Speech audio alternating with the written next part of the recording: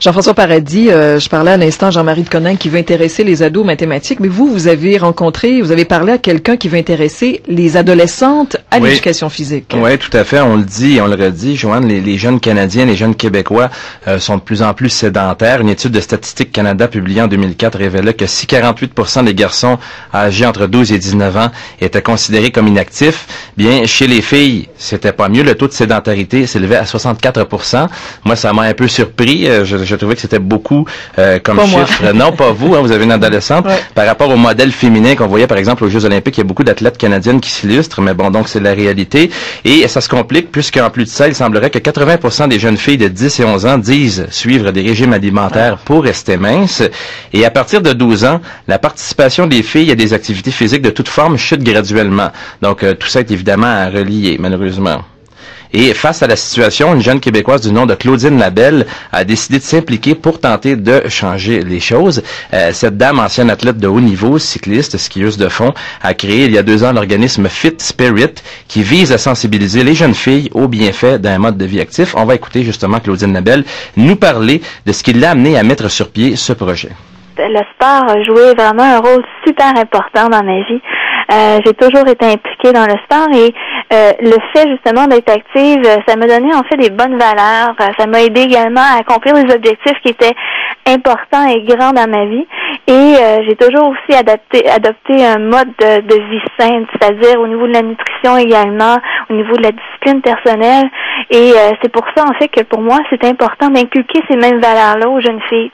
Donc, j'ai fait un grand voyage à l'âge de 21 ans de 5500 km de vélo solo où je me suis vraiment posé la question, comment est-ce que je pourrais aider ma communauté? Comment est-ce que je pourrais rapporter, en fait, ce que moi j'ai reçu en tant qu'athlète? Le projet de Fit Spirit s'est vraiment mis en branle dans ma tête à ce moment-là. Et le fait également d'avoir été impliquée à titre d'entraîneur auprès des jeunes et de voir les jeunes filles arriver en talons hauts à l'âge de 10-11 ans pendant des séances d'entraînement, ça m'a un peu chamboulée parce que je me suis dit, à quel endroit est-ce qu'elles vont chercher leur modèle? Oui, c'est vrai que c'est une bonne question, ça. Tout à fait, oui. Hein? Et ce qui a accéléré les choses pour le projet de Claudine Labelle, c'est qu'elle a subi un accident de la route à bicyclette à la veille d'une compétition importante qui devait la lancer au retour de son voyage solo à vélo il y a quelques années. Elle a été victime d'une grave commotion cérébrale qui a mis fin à sa carrière d'athlète et comme elle me le disait, quand on est athlète de haut niveau, c'est un peu égocentrique, on consacre beaucoup de temps à soi-même, on n'a pas beaucoup de temps à donner aux autres, et là, elle se retrouvait un peu privée de sa passion. Alors, elle avait plus de temps à consacrer aux autres, et c'est là qu'elle a décidé de concrétiser cette idée qu'elle avait eue et qui allait devenir Fit Spirit. Malgré cet accident, elle a voulu redonner à la communauté. Et comment fonctionne son organisme? Essentiellement, ce sont des visites dans les écoles du Québec et de l'Ontario. Claudine voudrait en faire un projet pan-canadien.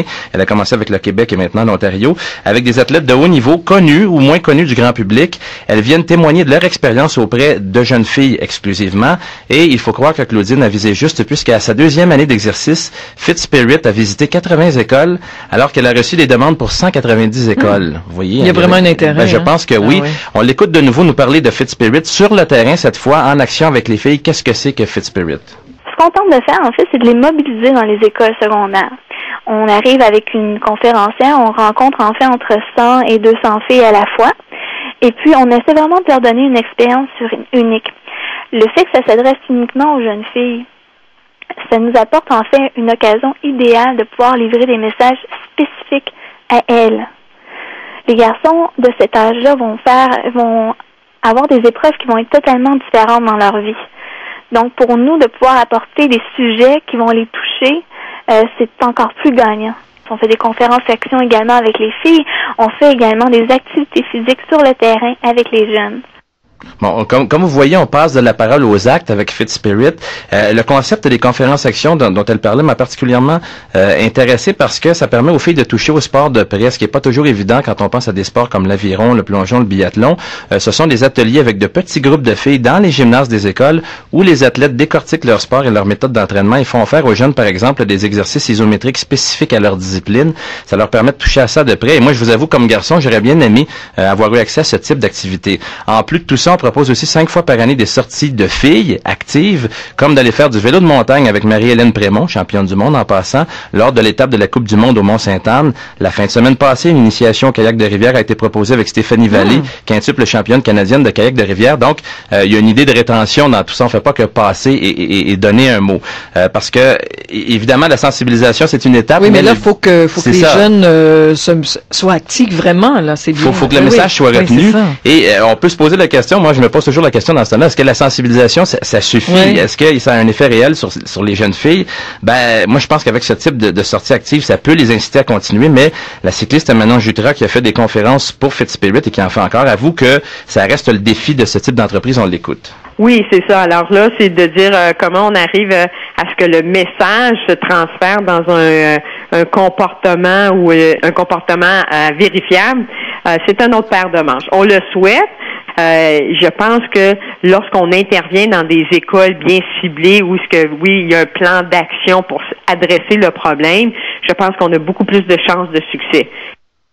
Et voilà, c'était Manon Jutra, l'ex-cycliste Manon Jutra, qui me parlait de l'importance du contenu dans ses conférences. L'essentiel pour elle et pour Claudine Labelle aussi, c'est de transmettre le plaisir du jeu et de laisser aussi de côté l'aspect compétitif qui peut en rebuter plusieurs, parce que le sommet olympique, c'est bien beau, mais faut pas commencer à l'envers et s'attarder seulement à l'aspect glorieux du sport. C'est pas l'idée dans tout ça, parce que ça fait des modèles qui sont trop lourds à porter. Oui. Et c'est pourquoi on présente également des athlètes moins connus du grand public parmi les athlètes connus aussi, qui ont fait de belles carrières, parfois dans l'ombre, mais tout aussi valables. Et pour ce qui est de l'aspect rétention, en terminant du projet FitSpirit, bien, en 6 mois l'an dernier, 3000 jeunes filles se sont inscrites au club FitSpirit qui propose des activités sportives aux jeunes filles. Et Claudine Labelle est ambitieuse, elle veut changer le monde. Entre autres, pour sa fille de 6 mois, elle souhaite qu'en 2020, les modèles de femmes actives qu'elle propose soient monnaie courante pour sa fille et les jeunes de sa génération. Bon, ben, après les mathématiques, le sport, on s'occupe de nos ados. Va falloir trouver autre chose. Merci Jean-François.